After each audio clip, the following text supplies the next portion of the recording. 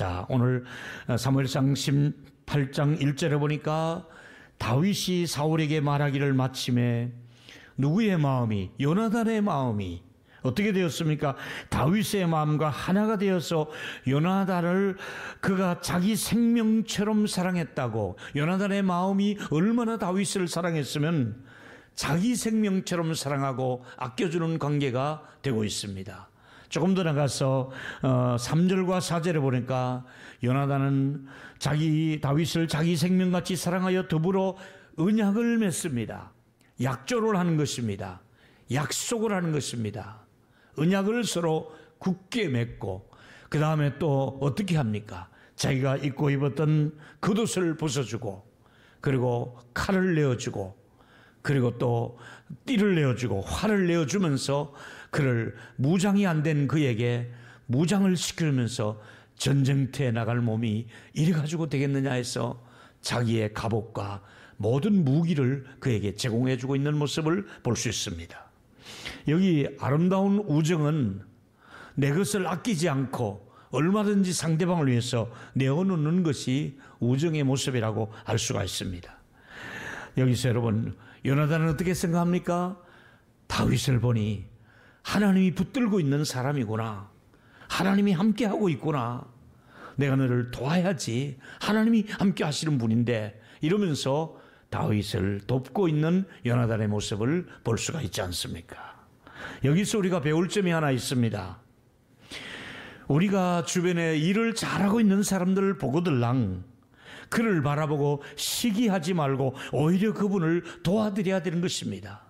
우리가 직장에서나 교회 안에서 일을 잘하고 실력이 있고 인정받는 사람이 있으면 그 사람을 시기하거나 또 깎아내리거나 뒤에서 헌담하거나 그러지 말고 오히려 일 잘하는 사람을 존중을 해주고 또 일을 더 잘할 수 있도록 분위기를 만들어주고 이것이 성숙한 인격의 모습이 아니겠습니까?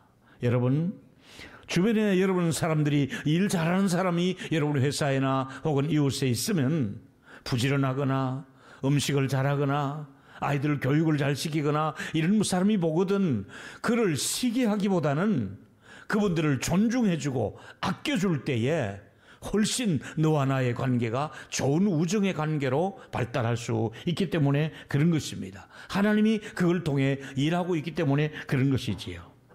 만약 둘 사이에 경쟁심으로 불을 붙이기 시작하면 어떻게 되었겠습니까? 그들이 언약을 맺을 수가 있습니까?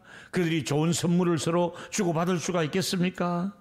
날이 갈수록 요나단은 기분 나쁜 일만 생길 것입니다. 왜? 다윗의 인기는 계속해서 올라가고 자기는 존재감이 떨어질 때에 기분 나쁘고 속상해서 요나단은 다윗을 잘 될 수 있으면 멀리 하려고 했을 텐데 두 사람은 그렇지 않고 오히려 위험할 때 어려움 속에 계속해서 돕는 동력자의 모습을, 친구의 모습을 우리에게 보여주고 있지 않습니까?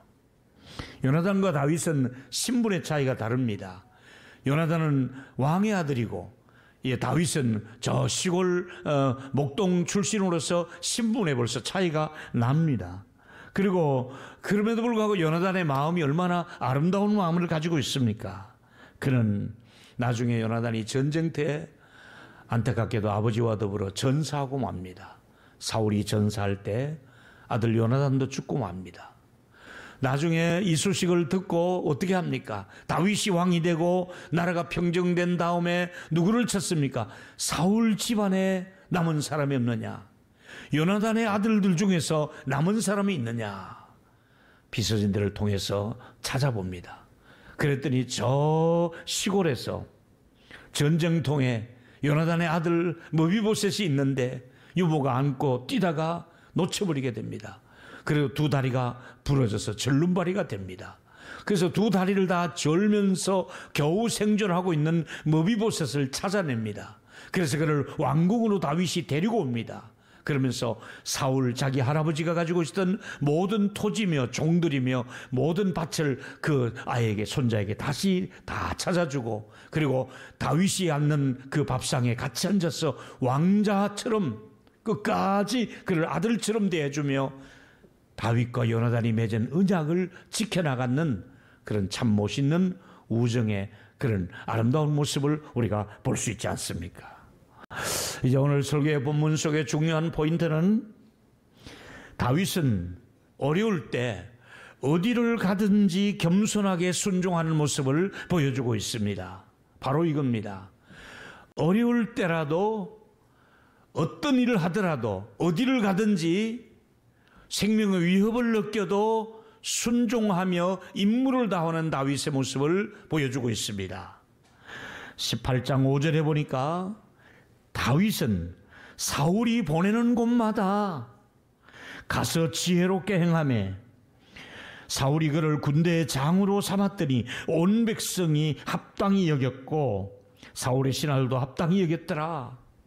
사울이 지금 보내는 곳은 거의 위험지역을 보내고 있습니다. 블레셋 사람들이 주로 진치고 있는 위험지역에 보내는 곳마다 다윗이 전쟁을 이기고 돌아오는 겁니다. 그래서 지금 다윗의 입장에서는 굉장히 심리적으로 어렵습니다. 다윗이 정상적인 군인 훈련을 받은 사람도 아니지 않습니까? 그리고 또 그가 싸움을 잘 싸우는 그런 사람을 잘 죽이는 그런 사람도 아니지 않습니까?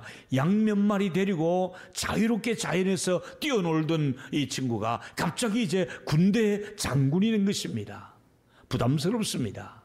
그럼에도 불구하고 자기가 가고 싶은 곳만 가고 하기 싫은 일은 하지 아니하고 그러지 아니하고 사울이 보내는 곳이라면 어디든지 책임을 다하고 의무를 다해서 임무를 수행하고 있는 충성스러운 다윗의 모습을 우리가 볼 수 있지 않습니까? 자기도 기름 부음을 받아 곧 왕이 될 것을 알면서도 자기는 지금 전쟁의 영웅이지만은 그는 끝까지 철저하게 사울의 권위에 복종을 하면서 끝까지 조급해하지 않고 맡은 임무에 충성하며 그의 실무를 담당하고 있는 모습을 볼 수 있지 않습니까? 문제는 사울왕의 질투심이 문제였습니다. 사울왕이 얼마나 질투심이 많은지 이것은 전투에서 돌아오는 현장에서 사울의 귀에 들려오는 이야기 때문에 그런 것입니다. 무슨 얘기가 들려옵니까? 18장 6절과 9절에 보니까 무리가 돌아올 때 곧 다윗이 블레셋 사람을 죽이고 돌아올 때에 여인들이 이스라엘 모든 성읍에서 나와 노래하며 춤추고 소고와 경쇠를 가지고 왕 사울을 환영하는데 겉으로는 왕을 환영하는데 그 내용을 들어보면 7절에 여인들이 뛰놀며 노래하며 이르되 사울이 죽인 자는 천천히요 다윗은 만만이로다. 사울은 천천의 인기밖에 안 되고 다윗은 만만의 인기로 온 동네와 성안의 여성들이 악기를 가져 나와서 막 노래를 이렇게 부르며 환영을 하니까 자기가 이 노래 가사가 너무너무 마음에 안 드는 사람이 사울이잖아요. 그래서 어떻게 됩니까? 사울이 죽인 자는 천천히고 다윗이 죽인 자는 만만이라는 얘기를 들을 때에 불쾌감이 앞섰던 것입니다. 이 불쾌감이 앞서기 시작하면서 질투심이 일어나고 그래서 결국 사울은 점점점 망가져가고 다윗은 백성들에게 두터운 신임을 얻기 시작하게 되지요. 두 번째 얘기는 결국 이 시기와 질투심의 사람 사울은 아주 어렵게 지금 망가져가고 있는 모습을 볼 수 있지 않습니까? 자, 보실까요? 시기와 질투심은 이건 쌍둥이와 같습니다. 시기하면 질투심 따라갑니다. 언제나 시기와 질투심은 같이 다닙니다. 시기하는 사람 질투하게 돼 있습니다. 그렇습니다. 바로 우리들의 모습을 보는 것 같지 않습니까? 누군가가 여러분 옆에 집 아이들이 잘 되고 또 대기업에 들어갔다 그러고 또 아주 좋은 사위를 보고 아들을 보고 또 며느리를 보고 또 저 집에는 아주 승진하고 뭐 이렇게 좋은 일이 있으면 같은 동창끼리 같은 이웃끼리 같은 교회 안에서 시기와 질투심이 일어나기 때문에 우리는 우리 속담에 사촌이 땅을 사면 어디가 아파요? 배 아프면 안 되잖아요. 축하해 줘야 되잖아요. 잘 됐다. 이렇게 해야 되는데 우리는 대부분 배가 아픈 거예요. 왜 그렇죠? 시기와 질투심이 우리 안에 있기 때문에 그런 거예요. 그래서 어떻게 됩니까? 감정을 다스리지 못한 사울은 결국은 다윗을 쫓는 신세가 되고 다윗을 죽이는 그런 사람으로 바꿔버린 것입니다. 내 뒤를 위해서 다윗을 왕으로 세우는 모양이다 이렇게 생각하고 받아들이고 겸손해야 되겠는데 결국은 죽일 생각을 하는 것이잖아요. 여러분, 평생 겸손했더라면 얼마나 좋았을까요? 하나님이 너를 사용하시는구나, 하나님이 너를 통해서 일하고 계시는구나 이러면서 사울이 다윗을 받아들였다면 얼마나 좋았을까요? 그러면 최후의 그 비참한 그렇게 전투에 죽지 않을 수도 있지 않습니까? 근데 결국 그는 그렇게 해서 욕심 때문에 비참하게 죽고 맙니다. 결국 어떻게 됩니까? 질투심이 계속 있어서 아마 잠을 못 잔 것 같습니다. 속상하고 질투심 때문에 잠을 못 이룬 사울이 이런 일이 일어납니다. 사무엘상 18장 10절에 보니까 그 이튿날 하나님의 부리신 악령이 사울에게 힘있게 내림에 그 집안에서 정신없이 떠들어대므로 사울이 지금 미친 겁니다. 정신 착란이 일어나는 겁니다. 너무너무 자기 인기에 대해서 염려를 하다 보니까 다윗은 만만이고 나는 천천히라고 여기에선 그야말로 괴로워서 밤새도록 고민하다가 악령이 그를 덮어버린 것이죠.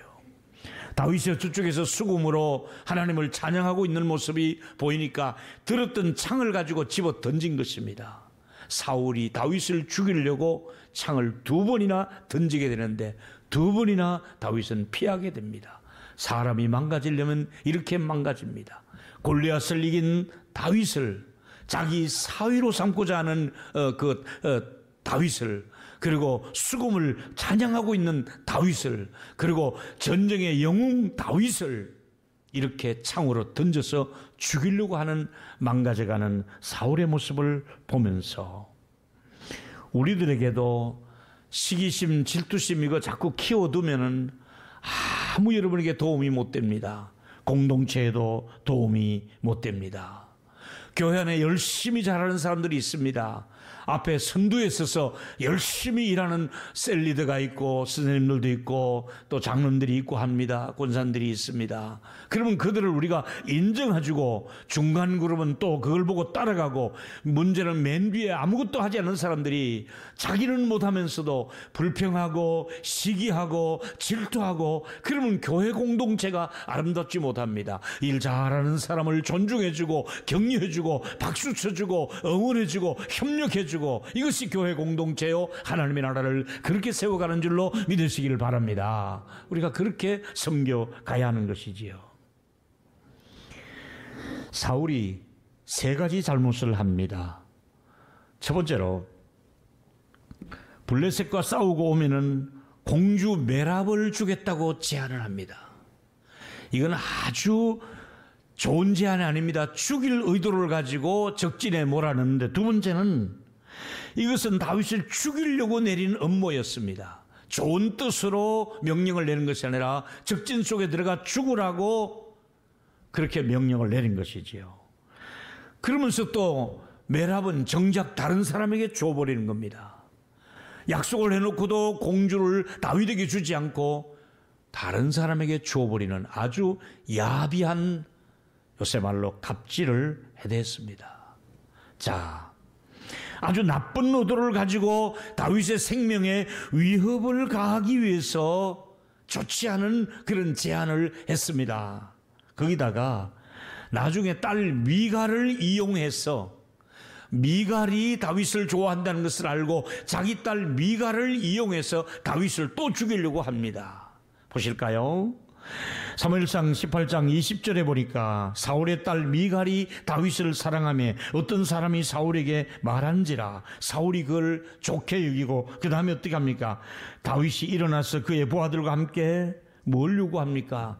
미갈을 데리고 가려면 블레셋 사람의 표피를 배워라. 그러니까 블레셋 사람 적진 속에 또 들어가야 됩니다. 가서 사람이 참 야비하게 만들잖아요. 다른 것도 아니라 죽은 사람을 죽이고 포피를 200개를 잘라오는 겁니다. 참 사윗 정말 사람이 어떻게 이런 명령을 내릴 수 있을까 싶을 정도로 다윗을 죽일 의도로 내리는 명령이잖아요. 이 사건이 있은 다음에 어떻게 됩니까? 사울의 딸 미갈도 다윗을 좋아하지요. 요나단도 자기를 좋아하는데 사울만큼은 끝까지 그를 미움의 대상이 되고 맙니다. 사무엘상 18장 28절이지요. 여호와께서 다윗과 함께 계심을 사울이 보고 알았고 사울의 딸 미갈도 그를 사랑하였습니다마는 29절에 사울이 다윗을 더욱 두려워하여 평생의 다윗의 대적이 되니라. 사울의 모습이 이렇게 되었습니다. 자기 아들도 다윗을 좋아하고 딸도 다윗을 좋아하면 자기도 다윗을 좋아하잖아요, 장인으로서. 그런데 평생 원수가 되는 거예요. 얼마나 못난 모습입니까? 사울이 다윗과 평생 대적하지 말고 평생 좋은 관계가 되었다면 얼마나 좋을까요? 평생 좋은 친구로 지냈으면 얼마나 좋을까요? 요나단은 다윗과 평생 좋은 친구로 보냈는데 아버지는 평생 대적을 하고 죽이려고 따라다니는 거예요. 세 번째 얘기는 다윗이 받는 이 고난은 하나님의 사람으로 세우시는 과정의 선물이었습니다. 고난이라고 하는 이 자체가 다윗에게 선물이었습니다. 비록 쫓겨다니는 몸이지만은 선물이었습니다. 다윗의 도피 생활은 약 10년 정도로 광야로 도망자가 됩니다. 아둘람 굴 속에 들어갑니다. 피란처가 되고 도피성이 되어서 들어가니까 각 마을에서 제대로 생활하지 못하는 쫓겨다니는 사람, 원통한 사람, 빚진 사람, 억울한 사람, 이 사람들이 다윗이 피란에서 아둘람 동굴에 숨어 있다는 얘기를 듣고 그쪽으로 모여드는데 400명이나 모여듭니다. 그들과 더불어 공동체를 이루어서 그 거친 그리고 사회 적응 잘 못하는 그런 사람들과 공동체를 이루어서 나중에 이스라엘 국가를 만드는데 이들이 1등 공신이 되잖아요. 그러면서 다윗이 고난을 받으며 광야에서 사울을 피해 다니는 이 시점이 다윗에게는 연단이요 하나님만 의지하게 하는 그런 순간이며 하나님께서 정치적으로 하나님께서 모든 리더십을 군사적으로 모든 리더십을 다윗을 키워나가는 거예요. 어린 다윗이 벌써 10년 동안 그렇게 광야에서 자라면서 어른이 되어가고 장군이 되어가고 왕의 리더십을 키워가도록 하나님께서 고난 중에서 연단을 통해서 선물을 주고 계시는 거예요. 다윗이 시험을 만났습니다. 성경은 시험 당할 때 어떻게 하라고 말씀하고 있습니까? 야고보서 1장 2절에 보니까 내 형제들아 너희가 여러 가지 시험을 당하거든 온전히 기쁘게 여기라. 저는 이 말씀 앞에 이번 주일에 이렇게 한번 적용해 보았습니다. 내 형제들아 너희가 여러 가지 코로나 바이러스를 만나거든 온전히 기쁘게 여기라. 바이러스를 기쁘게 여기라고요. 그래요 여러분, 이것조차도 하나님의 섭리가 있단 말이지요. 우리가 볼 때는 억울하고 손해보고 속상하지만은 이것조차도 이걸 견디고 나면 그 다음 절에 뭐라고 그랬습니까? 2절에 보니까 너희 믿음의 시련이 인내를 만들어내는 줄 너희가 알미라. 인내를 온전히 이루라. 이는 너희로 온전하고 구비하여 조금도 부족함이 없다. 하나님께서 우리가 이 인내의 과정을 통하여 온전하고 구비하여 조금도 부족하지 않게 하려고 이 코로나를 통해서 좀 더 우리 교인들이 온전해지고 한국교회가 더 구비하여지고 온전해지고 바로 서기를 원하는, 인류가 바로 서기를 원하는, 위정자들이 바로 서기를 원하는 하나님의 섭리가 있을 줄로 믿습니다. 우리 모두가 하나님 앞에서 이런저런 어려운 일 당하거든 오히려 기쁘게 여기라고 말씀하고 있습니다. 그 이면에 주시는 축복이 있기 때문에 그렇습니다. 가난하시더라도, 병들었더라도, 자식들에게 문제가 있더라도 기쁘게 여기라. 온전케 하고 구비하여 조금도 부족함이 없이 너희들을 내가 세워주겠다고 말씀하고 있지 않습니까? 여러분, 다윗에게 배우는 원칙 하나가 있습니다. 무엇입니까? 하나님께서 세우신 지도자를 해치지 않겠다는 겁니다. 하나님이 세우신 기름 부으심을 주신 하나님이 세운 지도자를 내 손으로 처리하지 않겠다는 다윗의 원칙입니다. 이 원칙은 사도 바울도 마찬가지입니다. 사도 바울은 로마서 12장 9절에 내 사랑하는 자들아 너희가 친히 원수를 갚지 말고 하나님의 진노하심에 맡겨라. 하나님의 손에 맡겨라. 원수는 네가 갚으려고 하지 말고 하나님의 손에 맡겨라. 기록되었을 때 원수 갚는 것이 내게 있으니 내가 갚으리라. 주께서 말씀하셨습니다. 주님이 지금도 말씀하십니다. 여러분이 억울한 일을 당하고 있습니까? 내가 처리할 테니까 네가 손대지 말아라. 네 손에 피 묻히지 말아라. 너 그런 일 안 해도 내가 알아서 할 테니까 너는 그를 위해서 복을 오히려 빌어주어라. 원수를 위해서 복을 빌어주어라. 그렇게 성경은 말씀하고 있지 않습니까? 원수를 사랑하라고 말씀하고 있지 않습니까? 어떤 분이 마음에 들지 않습니까? 그를 함부로 하지 마십시오. 대통령이 마음에 안 듭니까? 함부로 비난하지 마십시오.